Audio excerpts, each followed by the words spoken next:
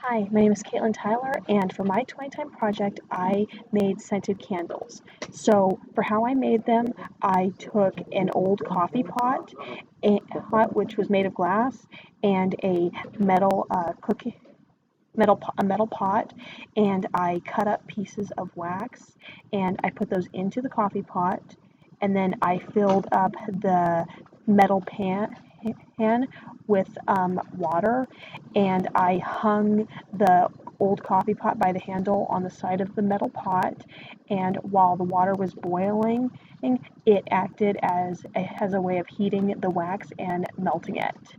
Um, I then and waited until the wax was completely liquefied before before I could do the next steps. So for the ingredients that were required for this project, the ingredients that were required were the following: um, wax, either non-toxic Crayola crayons or color blocks, which will later be used when you add the color to the crayons. You also need hot water, and you need scent if you're planning to make a scented candle, and that is about it. What I did is I actually got a large package of non-toxic Crayola crayons, and what I actually did was once the wax was completely melted, I took one whole crayon and I broke it up into pieces and put it in with the wax and let the crayon totally melt, and then using a wooden spoon I stirred it heard it until the entire wax was the complete color. Now, for the tools that were required that I had to use, what I needed to use and what you will need to use for yourself too if you choose to make these candles is you're going to need to use a glass container or some form of a container to that the candle will go in. You're going to need either skewers or some chopsticks, which I used to keep the wick stable after the wax was poured. And then I also needed to use scissors to trim the wicks if they were too long, as well as um, some pre-waxed um, handle wicks. And then for the tools that were involved specifically in melting the wax, I used a old glass coffee pot to put the wax in, a pot to put the hot water in, and that was about it. It was actually not as expensive as I was originally anticipating. I was thinking I would probably spend between $50 to $100 to purchase all the supplies and make these candles, and it was actually less expensive.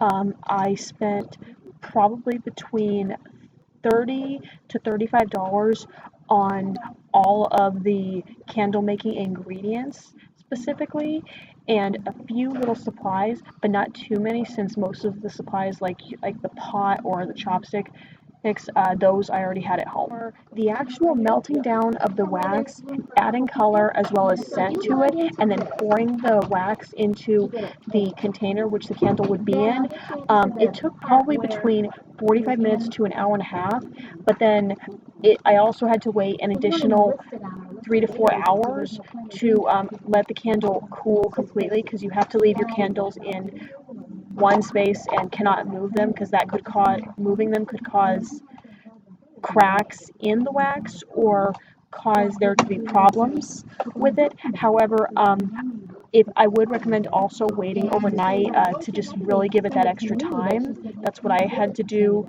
because I ended up making them late in the evening. But yeah, that's how much time roughly that I had to use. For whether or not I'm going to be able to use these candles or not, the answer to that would be yes, I will be able to. The wicks are completely usable, and the candle is totally usable, just like any other candle would be. However, if I did choose to make a decorative candle, then I would not be able to. Or if you would like to make a decorative candle for yourself, then it would not be usable, since those are obviously, hence the name, for decoration purposes.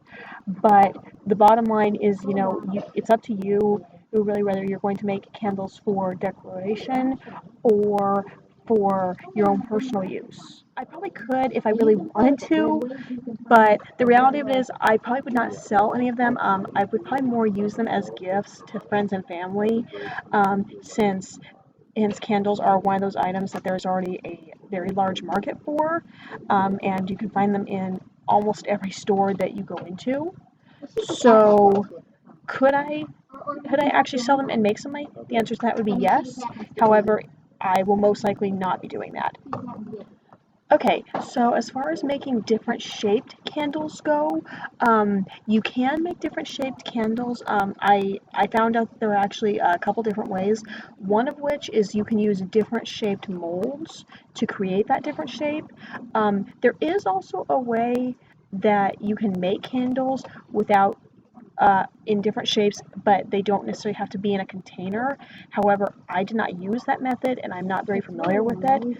So I guess it is possible to, but in my case personally, as far as creating different shapes or variations, um, I primarily stuck with using different shaped containers to make my candles in order to create that different shape.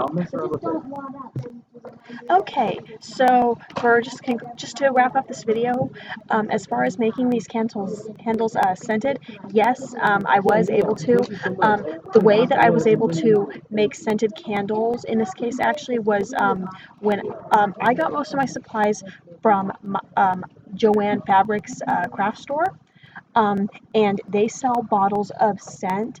However, I did find out when making my candles that the amount of scent can vary with recipes. For one of my candles, I had to use almost the entire bottle of the scent to give it a strong enough so you could actually smell it. However, I think that would also, however, as far as if that's what you would want to do for yourselves, I think it will also depend upon your preference if you want a strong scented candle or a lightly scented candle. But basically what I did is after adding the color to my wax, I poured the amount of scent that I wanted into the wax, and then I stirred it again with the wooden spoon before finally pouring it into the candle mold. Um, and that's pretty much it. So this is just wrapping up on my video for my 2010 project. I hope everybody enjoys it. And I posted the link last week for the recipe that I use to make my candles. So if any of you are interested, please feel free to look up the link and make some candles yourselves.